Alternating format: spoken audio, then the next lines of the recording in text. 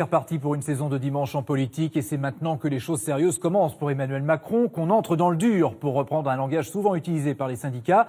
Et le dur, c'est la réforme du Code du travail. 36 mesures qui bouleversent tout ce qui existe jusqu'à maintenant.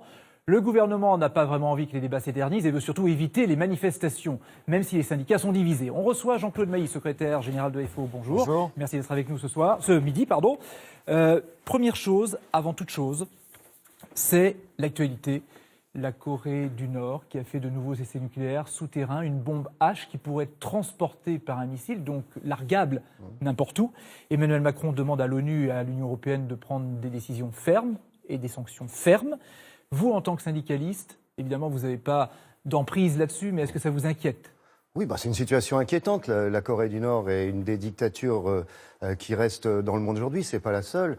Et quelle est l'arme nucléaire, c'est vraiment inquiétant. Et on attend de voir ce qui va se passer dans les jours à venir. Est-ce que les Américains vont réagir ? On voit que les Chinois auront un rôle clé. Ils ont condamné. Ils ont condamné, ça c'est plutôt positif, mais c'est une situation qui est, sur le plan mondial, inquiétante. Oui. L'image de la semaine, avant de revenir sur la réforme du Code du travail, ce sont les footballeurs français qui n'ont pas les mêmes soucis que les millions de salariés qui sont touchés par la réforme du Code du travail. Dans l'équipe de France qui a gagné jeudi soir, par exemple, face aux Pays-Bas, il y a Kylian Mbappé.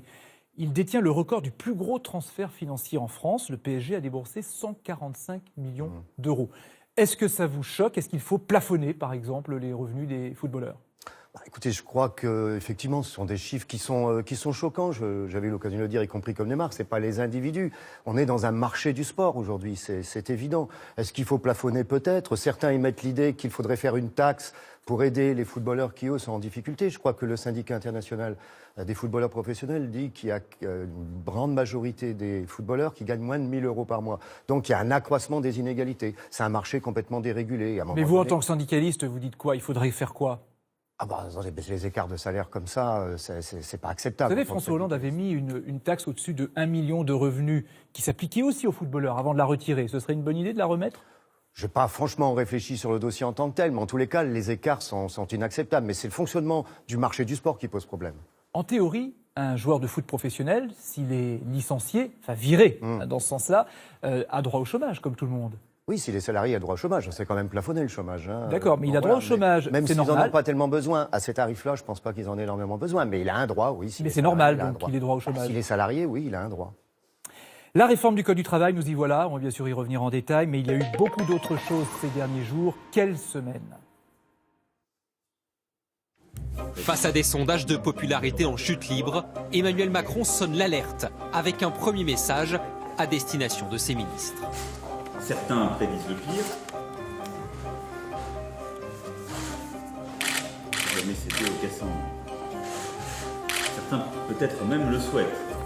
Car l'exécutif a un dossier brûlant dès cette semaine, la présentation des 5 ordonnances réformant le Code du travail. Emmanuel Macron livre sa première interview fleuve au Point. Sur les 100 premiers jours de son mandat, il déclare qu'ils ne sont pas une étape pertinente. Il demande donc du temps avant d'être jugé. Changement de cap d'Emmanuel Macron en matière de communication. Le journaliste Bruno Roger Petit devient porte-parole de la présidence de la République, un poste créé spécialement pour l'occasion. Des personnalités politiques deviennent chroniqueurs télé ou radio. Jean-Pierre Raffarin sera lui aussi, dès la rentrée, chroniqueur sur France 2. Nemo. Voilà le nom du nouveau maître de l'Élysée.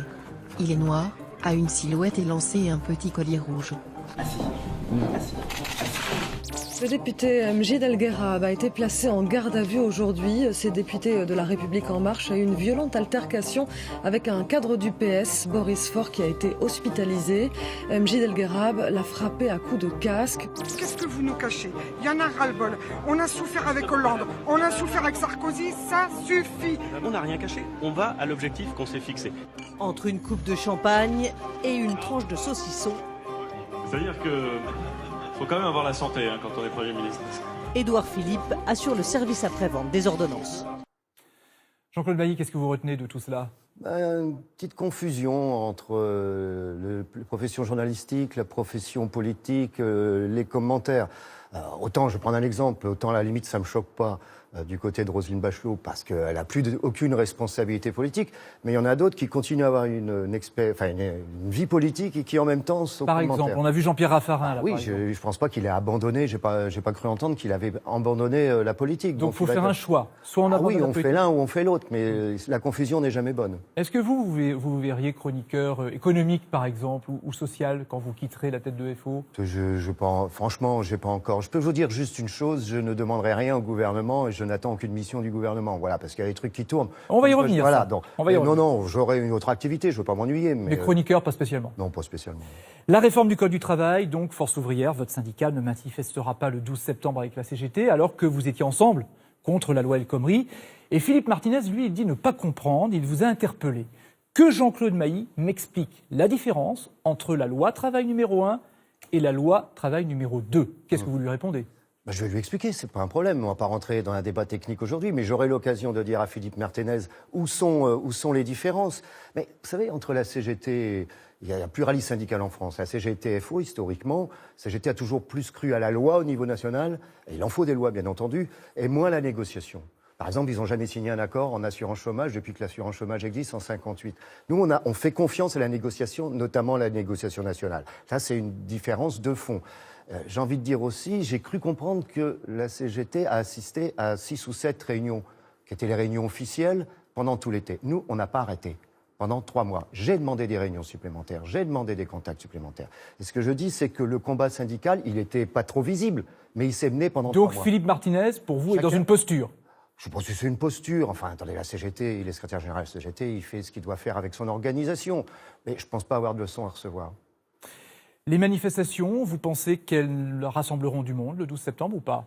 J'en sais rien. Écoutez, moi, Force ouvrière, il y aura quelques éléments Force ouvrière, parce qu'on est une nation très démocratique, avec une grande liberté qui y participeront. Le bureau confédéral a dit que lui n'y participerait pas. Alors après, on verra le monde qu'il y aura. Vous avez loué, en tout cas, la méthode d'Emmanuel Macron. Donc, en creux, puisque vous manifestiez contre la loi El Khomri, ça veut dire que vous en voulez beaucoup à François Hollande, son prédécesseur, lors de la loi El Khomri. J'en veux, c'est pas personnel, c'est pas un problème personnel, mais oui, j'ai même fait un bouquin là-dessus l'année dernière, expliquer comment les choses se sont passées. Oui, il y a, en tous les cas avec nous l'année dernière, il n'y a eu aucune concertation, quasiment. Enfin si, c'était pour la forme. À chaque fois qu'on faisait des propositions, on les mettait à la poubelle. Et on a eu un... Dans notre système, c'est le président de la République qui décide sur les grands dossiers. C'est ni la ministre, ni le Premier ministre. Et il y a eu un blocage l'année dernière sur les discussions. De François Hollande. Oui. Parce qu'on avait fait porter le chapeau à Manuel Valls, par exemple. Qui est autoritaire, tout ce qu'on veut. Mais il était, contrairement aux apparences, un peu plus ouvert que le président de la République l'année dernière sur ce dossier. Alors il y avait un problème de forme l'année dernière, de méthode, et un problème de fond, bien entendu. Vous le disiez, à Force ouvrière, certains vont manifester le 12 septembre. Dans quelques départements, des fédérations seront aussi dans la rue. Fabrice Lerestif, il est secrétaire régional FO d'Ille-et-Vilaine, et vous allez voir, il n'est pas du tout sur la même longueur d'onde que vous. Aujourd'hui, la seule exigence, c'est le retrait des ordonnances Macron, c'est l'abrogation de la loi El Khomri. C'est ça le mandat de Force ouvrière.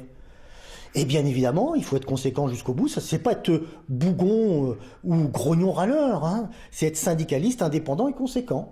C'est ça la réalité. Et c'est pour ça qu'en toute logique, nous irons manifester, nous appelons à la grève le 12 septembre, comme nombre de militants aux 4 coins de la France. Aux 4 coins de la France, qui n'acceptent pas plus aujourd'hui ce qui était inacceptable hier. Vous avez traité ses opposants de grognons et de grognards. Oui, grognons et grognards. Mais là, quand il vous dit ça, qu'est-ce que vous lui répondez ? Je lui dis qu'on en discutera tous les deux. Parce que lui, il dit c'est cohérent, j'ai manifesté il y a quelques mois. Je pense que c'est cohérent, mais je pense qu'il fait des confusions entre être indépendant et être autonome. C'est pas la même chose. C'est un garçon que je connais bien, qui est un bon militant, qui se dit anarchiste. Voilà, c'est son choix. Parce que vous avez aussi des anarchistes à Force ouvrière. Force ouvrière, c'est une maison très, très grande, avec beaucoup de sensibilité. Il n'y a pas de courant, mais beaucoup de sensibilité. Vous êtes membre du PS, vous ne l'avez jamais caché. Oui, vous n'êtes pas devenu macroniste ? Ah non, pas. Ni macroniste, ni autre chose. Vous êtes resté PS. Oui, mais ça fait 30 ans. C'est pas pour ça que j'ai été tendre l'année dernière. Bon, voilà, et on l'a compris, vous l'avez dit tout à l'heure. Je reste ce que je suis. Après avoir fait exploser les partis politiques, est-ce qu'Emmanuel Macron n'est pas en train de faire exploser les syndicats, là ? Non, franchement non. C'est pas la première fois qu'il y a compris des débats. Il y a des instances de Force ouvrière. C'est pas moi qui décide tout seul. Je suis pas un PDG. Il y a des instances de l'organisation. Les décisions ont été prises en accord avec l'ensemble des membres du bureau confédéral. Alors on aura des explications. Le problème, c'est aussi que pendant 3 mois, on a travaillé ardemment, tous les jours, sur ce dossier. Mais on ne pouvait pas le dire publiquement. Donc il faut qu'on explique toute une série de choses. Et je le dis, il y a des choses Sur la méthode, ça a fonctionné correctement. Il y a des choses qu'on a gagnées, il y a des choses qu'on a évitées et il y a des choses sur lesquelles on est en désaccord. Avant d'aller sur le détail. Il y a des choses inacceptables. On en découvre encore d'ailleurs. Dans une interview au Journal du Dimanche, Édouard Philippe, le Premier ministre, dit vouloir attaquer le chômage sous tous les angles. Vous craignez le pire ? Je suis très inquiet sur ce dossier, oui. Très inquiet sur ce dossier. On n'en a pas encore discuté. On devrait démarrer les discussions avec le gouvernement, si j'ai bien compris, à la fin septembre. Mais il y a à la fois un problème. Que va devenir demain le système d'assurance chômage ? Est-ce que l'assurance chômage va rester un système d'assurance ou est-ce qu'on va glisser sur un système à l'anglo-saxonne avec une couverture minimale ? Quid des indépendants ? Qui va le financer ? Le transfert de la cotisation salariale chômage et assurance maladie. Ça, on va y revenir en détail. Donc ça risque d'être au moins aussi compliqué que le Code du travail, voire plus. Et par exemple, là, je n'exclus pas, si c'est nécessaire, qu'on sera amené à mobiliser. Sur la réforme ? C'est possible, moi je n'exclus rien. Le plafonnement des indemnités prud'homales, ça c'est un sujet qui braque les Français. C'est ce que les Français rejettent le plus. Vous, pour l'instant, on a l'impression que vous êtes plutôt voce là-dessus. Ça vous convient, le fait qu'on plafonne les Non, on était en désaccord, et on est toujours en désaccord avec le plafonnement des indemnités prud'homales. On a même demandé, est-ce qu'il y a un plancher ? Il y en a un, il n'y en avait pas au départ, qui est insuffisant. C'est clair, ce plancher est insuffisant. On a obtenu une augmentation de l'indemnité légale. On voulait qu'elle manque de 100%, elle n'augmente que de 25%, c'est insuffisant. Ça va concerner 1 million de personnes par an, parce que y compris les ruptures conventionnelles. Donc non, ça n'est pas satisfaisant. Il y a même des choses... Demain, ça c'est inacceptable aussi, un juge pourrait, avant de donner des dommages-intérêts, déduire des dommages-intérêts ce que le salarié pourrait percevoir au titre des autres indemnités. Ça, vous l'avez découvert ? Ça fait partie des choses qu'on découvre un peu à la dernière minute, et ça n'est pas acceptable, je le dis bien. Aujourd'hui, je suis ni grognard, ni grognon, mais je suis grogneur, quoi. Grogneur, c'est les nouvelles formes de frondeur. On va aller plus loin avec Cécile Cornudet, qui est éditorialiste aux Échos, qui est avec nous aujourd'hui, notamment sur des points que vous avez commencé à aborder. Bonjour Cécile. Bonjour Francis. Vous avez beaucoup écouté Jean-Claude Mailly, là. Oui, je vous ai écouté Jean-Claude Mailly aujourd'hui et depuis 2-3 jours. Et qu'est-ce que j'ai retenu ? Que sur la méthode, vous étiez très positif. C'est quasi une négociation, vous avez même dit. En revanche, dès qu'on entre dans le détail, c'est là, dans le détail des mesures, c'est là où vous êtes critique. Et à part la hausse de 25% des indemnités de licenciement dont vous venez de parler, quelles sont les avancées sociales de ces ordonnances ? Ce qu'on a obtenu, je ne dis pas que c'est un grand catalogue, ce qu'on a obtenu, et ça c'est un élément clé, c'est que la branche ne disparaisse pas. Si on était resté dans la logique... Vous avez évité le pire, mais qu'est-ce qu'il y a de nouveau pour les salariés ? C'est pas rien pour demain, ça. Mais c'est ça le syndicalisme, éviter le pire ? Non, c'est pas uniquement d'éviter le pire, bien entendu. Ça fait partie des choses. Si on n'était pas intervenu, les plans sociaux et PSE seraient passés de 10 à 30, par exemple. C'est une autre paire de manches. Il n'y aurait pas de négociation avec les syndicats en dessous de 300 salariés. Donc ça, fait partie des choses qu'on a évitées. On retrouve une vraie liberté de désignation du délégué syndical, quelque chose qu'on demandait. Le référendum dans les PME, ça c'est une avancée sociale ? Non, là il y a un problème, je le dis clairement et je l'ai dit, entre les 11 et 20. Parce que c'est une 11 salariés et 20 salariés. 11 salariés, 20 salariés, c'est une manière de détourner, c'est une manière pour les chefs d'entreprise, en dessous de 20, de ne pas avoir de délégué du personnel. Et ça, c'est un élément qui est inacceptable. Il y a toute une série de choses comme ça. Alors, être dans le sens de la marche ou pas, telle est la question. Ces derniers jours ont été intenses. La réforme du Code du travail a été dévoilée jeudi. Depuis, vous le dites, vous épluchez tous les textes avec des juristes et une équipe vous a suivi.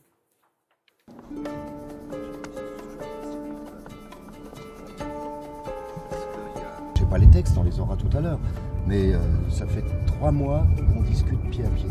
Vous êtes plutôt confiant avant je pense pas que j'aurai de grosses surprises. Enfin, on sait jamais. Moi, je suis prudent quand même. Je suis pas naïf non plus. Dans ce genre de choses, parfois, comme on dit, le diable est dans les détails. Bonjour. La fin du suspense, le gouvernement dévoile en ce moment même le contenu des ordonnances sur la réforme du Code du travail. Cette réforme est ambitieuse, équilibrée et juste, c'est ce que vient de déclarer à l'instant le Premier ministre Édouard Philippe. Côté syndicat, réaction... Oui, la CFDT pense que cette réforme n'est pas à la hauteur, c'est la fin du contrat de travail. On a consolidé la branche, pour autant il reste un problème sur les primes, je l'ai toujours dit. De savoir que quand nous déciderons de nous séparer des gens... il y a une indemnité qui est plafonnée, c'est très rassurant. C'est vraiment une bonne nouvelle de savoir que c'est quelque chose qu'on va pouvoir négocier entre nous, des accords d'entreprise. Pour les petites entreprises, elle va dans le bon sens.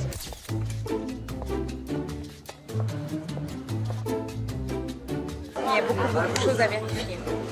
Il y a plus de 200 pages, donc il va falloir peigner ça de manière approfondie. Est-ce qu'il y a des loups qu'on n'a pas vus? Est-ce que voilà, bon, tout ça, il va y avoir un travail qui va se faire, qui va passer en une journée. Hein. Après, sur les gros thèmes que le gouvernement a annoncés ce matin, qu'on soit d'accord ou pas, c'est conforme aux discussions qu'on a eues. Ce qu'ils appellent maintenant la rupture conventionnelle collective, qui était avant le plan de départ volontaire. Tiens, si je prends cet exemple, Michel, t'as regardé ça? Au niveau de sécurisation, ça sécurise plutôt l'employeur, pour le coup. Ça peut être aussi une sacrée manière de faire partir des seniors, comme on dit, hors des plans de licenciement et transférer, puisqu'il y a un recul de l'âge de la retraite, les passer en plan de départ volontaire. On reste quand même dans le cadre d'un accord. C'est pas comme ça que ça nous avait été présenté pendant la concertation. Jean-Claude Mailly, la rupture conventionnelle collective, c'est la mauvaise surprise du chef? C'est pas, on en avait parlé, mais ça ne nous avait pas été présenté de la même manière. Vous avez été piégé? Non, je n'irai pas jusque-là. Je ne veux pas rentrer dans des mots piégés, etc. Mais on a découvert, par exemple, il y a ce qu'on appelle les accords offensifs qui étaient prévus par une autre loi. Demain, pour une raison d'urgence, sans qu'on connaisse ça veut dire urgence, l'employeur pourra ne pas passer par la négociation et exiger des choses en matière de durée du travail et de salaire. Ben ça, c'est un truc qu'on n'en a jamais parlé, par exemple. Et bien justement, quand on fait la liste de toutes vos insatisfactions, elle est quand même grande. Est-ce que vous pouvez encore agir? Est-ce que c'est trop tard maintenant? Écoutez, moi, ma conviction, c'est que la bagarre, il fallait l'amener, qui était une bagarre dans la discussion, bien entendu, pendant 3 mois. On n'a pas arrêté tous les jours pendant 3 mois. Là, c'est fini. Y compris, je ne dis pas que c'est fini, on ne sait jamais. Mais dans les il va y avoir le décrets Conseil d'État, j'appelle exemple. d'ailleurs, ils font ce qu'ils veulent, bien entendu, je n'ai aucun ordre ou conseil à donner au Conseil d'État, mais au moins, j'espère qu'ils vont regarder attentivement, parce que selon moi, il y a des choses qui ne sont pas conformes, y compris peut-être à la Constitution. Bon, après, je pense que... par exemple, les prud'hommes, encore une fois? Il peut y avoir sur les prud'hommes, il peut y avoir le lien entre accords collectifs dans le cadre des accords offensifs et contrats de travail, tout ça. Bon, ça, il faudra qu'ils regardent précisément, mais nous aussi, on va regarder. Je n'exclus pas qu'on ait des recours juridiques à un moment donné, si c'est nécessaire. Tout ça, je ne l'exclus pas. Mais la bagarre, il fallait l'amener avant. C'est pas quand tout est fini qu'il faut mener la bagarre. Et globalement, là, au bout de ces 3 mois de discussion, est-ce que vous diriez aux Français, aux salariés, Emmanuel Macron est quelqu'un en qui on peut avoir confiance? Écoutez, il a accepté, ce qui n'était pas le cas de son prédécesseur, qui est une véritable concertation, ce qui n'était pas obligatoirement son intention au début. Moi, si on me dit « OK, il va y avoir une concertation », pardonnez-moi, il faudrait que je sois un peu con pour pas y aller. Donc vous faites confiance, a priori? Mais c'est pas une confiance aveugle, c'est a priori. Peut-être que demain je dirai le contraire, j'en sais rien. En fait, depuis le départ, on a senti que vous aviez envie d'être positif. D'ailleurs, c'est vous qui avez été voir Emmanuel Macron pour le convaincre de cette concertation. Vous vouliez vous décoller de la CGT, abîmé par la loi El Khomri, parce que vous quittez FO dans 8 mois et vous vouliez en fait partir avec une autre image de FO. Non, c'est pas une autre image de FO. Franchement, ça dépend du contexte. Moi, je considère que je n'ai pas changé. On peut dire, mais être objectif, c'est dire aussi ce qu'on a obtenu. Enfin, certains parlent, on revient sur Philippe Martinez, les accords d'entreprise. J'ai envie de lui dire, Philippe, qui c'est qui a mis les accords à 50% en 2008? C'est pas moi, c'est toi. Donc, assume aussi les conséquences de tes actes. Voilà. Donc, je n'ai pas changé. Maintenant, c'est en fonction du contexte et de ce que nous jugeons comme le plus positif pour les salariés. Je ne parle pas du contenu, sur la méthode. Je n'ai pas envie, moi, je me trompe peut-être, mais je n'ai pas envie d'appeler les salariés à manifester 1, 2, 3, 4, 5 fois pour les envoyer dans le mur. Vous disiez tout à l'heure à Francis qu'il y avait des rumeurs comme quoi vous auriez négocié quelque chose pour la presse. C'est vrai qu'on l'entend beaucoup. C'est mal de me connaître, non, mais avoir un FO plus conciliant, c'est plus facile pour un gouvernement de défendre votre nom pour une éventuelle direction de structure internationale après. C'est exclu. Voilà. Même je ne demanderai rien. Mais le BIT, qu'est-ce que vous voulez que j'aille faire? Le Bureau international du travail. Qu'est-ce que vous voulez que j'aille faire là? Il n'y a aucune raison. C'est très bien le BIT. Je ne demanderai rien et je n'accepterai rien d'un gouvernement quel qu'il soit. Je suis libre et indépendant. Alors, pour revenir à la rue, qu'un syndicat comme le vôtre n'aille pas du tout manifester, est-ce que finalement ça ne laisse pas un nouveau champ aux politiques et à la France Insoumise qui, elle, manifeste le 23 septembre? Vous pensez que France Insoumise attend la position d'OFO avant de décider? Enfin, ils font partie de ces gens qui ont décidé. Non, mais ils ont une stratégie d'occupation de la rue qui n'existait plus au PC, par exemple, depuis longtemps. C'est une stratégie politique. C'est un parti politique, France Insoumise, qui veut apparaître comme le seul parti d'opposition. Ça, c'est la cuisine politique. Ça n'est pas mon problème. Quel que soit le cas de figure, nous n'aurions jamais participé à une manifestation à caractère politique. Que les politiques fassent leur travail, mais qu'ils ne se prennent pas pour des politiques, des syndicalistes, des mouvements, le pape, le président de la République. Vous diriez que c'est ça? C'est leur problème. Bon. Il y a un drôle de chassé-croisé cette fois-ci, c'est-à-dire que la CFDT est sortie plus dure que vous, le jour de présentation des ordonnances. En même temps, elle s'est donnée comme ça une posture pour avoir un bon rapport de force pour les négociations à venir sur l'assurance chômage et sur la formation professionnelle. Est-ce que vous, finalement, vous n'êtes pas privé de cette posture de rapport de force? Non, pas du tout, parce que la CFDT est déçue. Elle aurait voulu d'autres choses dans les ordonnances, si j'ai bien compris. Sur mais la elle pointe tout de suite le risque sur l'assurance chômage, moi aussi, qu'il y ait une baisse des indemnités. Bien sûr, attendez, si demain, l'un des objectifs, c'est de rétablir la dégressivité des allocations ou d'exiger que, je sais pas, quelqu'un qui est technicien, il doit être... je sais pas moi, chauffeur chez Uber, il y aura effectivement un problème. Sur le principe général d'ouvrir le droit au chômage à des indépendants, à des démissionnaires, vous êtes d'accord sur le... Qui paye ? Qui gère, qui paye. Je rappelle que nous avons signé la dernière convention d'assurance chômage avec d'autres syndicats et le patronat, et que la moitié du déficit est dû à l'État. On va devoir rappeler toute une série de choses. Et des indépendants qui disent, attendez... Si ça se traduit par une baisse des indemnités pour les autres, des indemnités chômage, c'est pas acceptable. Même un petit peu, même plafonné. Non. L'assurance chômage, ça doit rester une assurance. On ne va pas aller vers un système à l'anglo-saxonne. Et quand vous écoutez les indépendants, ils disent, attendez, nous on veut bien, mais on n'a pas d'argent, on ne peut pas payer. Alors qui va payer ? Et les démissionnaires, c'est pas aussi simple que ça. C'est normal que les indépendants cotisent au chômage s'ils touchent le chômage. Oui, mais pour le moment, beaucoup disent, mais nous, on n'a pas les moyens de payer. Alors, qui va payer? Oui, mais vous, on va faire baisser l'assurance. Par principe, le fait qu'ils payent des cotisations. Non, attendez, oui, mais c'est pas à nous, syndicats et patronats, de gérer l'assurance chômage des indépendants. Nous, on tient à conserver notre rôle, syndicats et patronat, dans la gestion. Qu'est-ce qu'on gère aujourd'hui? On ne gère pas le système, c'est Pôle emploi et c'est l'État. Et tout le monde considère que c'était une connerie de faire Pôle emploi. Nous, on a été les seuls à le dire à l'époque. Bon. Donc, pas de baisse des indemnités, oui. Non, mais par contre, nous, on tient, pour les salariés, à continuer à définir le niveau des prestations et le niveau des cotisations, ce qui pose au passage un autre problème qui est celui de la CSG. Vous pourriez être dans la rue pour je n'exclus rien, bien sûr. Je n'exclus rien. On verra comment ça se passe. Merci Cécile d'avoir fait notre entrée dans Dimanche en politique et à très bientôt. Le travail de plus en plus précaire, on le dit, les jeunes sont les plus touchés par le chômage et la précarité. Et quand ça déraille, ils sont souvent les seuls à se défendre. Ces derniers jours, on a vu des livreurs à vélo, vous savez, qui ont vu leur rémunération baisser du jour au lendemain sans qu'ils sachent d'où ça vient, parce que la plateforme pour laquelle ils travaillaient a décidé de réduire leur rémunération. On est allé voir Clément Péot, il est étudiant à Bordeaux. Nous l'avons rencontré, il témoigne. C'était le boulot de rêve, tous mes copains m'en parlaient parce qu'on faisait beaucoup de cyclisme ensemble. Ils disaient, c'est génial, on fait du vélo, on est bien payé. Si jamais il pleut, on est rémunéré, donc c'est pas non plus un problème, etc. Et au fur et à mesure, en fait, les primes ont commencé à dégringoler. D'après mes calculs, on va perdre une somme qui est relativement conséquente, une cinquantaine d'euros par mois. Néanmoins, ça va laisser la porte à beaucoup de choses. Parce que là, actuellement, si on est inactif, on n'a pas de commande, on a quand même un salaire qui est conséquent. En 7,50 de l'heure, ça permet de payer les factures, c'est pas énorme. Mais si dans le futur, les Deliveroo souhaitent mettre 2 fois plus de livreurs sur la même plage horaire, on va avoir 2 fois moins de commandes, nos salaires vont descendre et on n'aura aucun filet de sécurité en fait. Voilà, Jean-Claude Mailly, vous entendez ça? Où sont les syndicats? Dans ces coursiers, on y sera. Mais pour l'instant... Mais on est dans les VTC.